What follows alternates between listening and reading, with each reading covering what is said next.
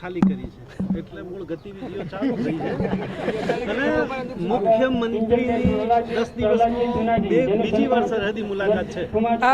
સ્ટેજમાં આગેવાનોને આમાં શું છે કે વરરાજાઓને ઉતાવળ હોય એટલે સ્ટેજ ઉપરથી અવાજ આવ્યો કે હવે ખાલી કરો તો મેં એમને રમૂજમાં કીધું કે ભાઈ મેં તો જગ્યા 4 તારીખે ખાલી કરી નાખી 4-6 લોકસભાના સાંદ્ર ગૌરવ ભેગ કરી છે।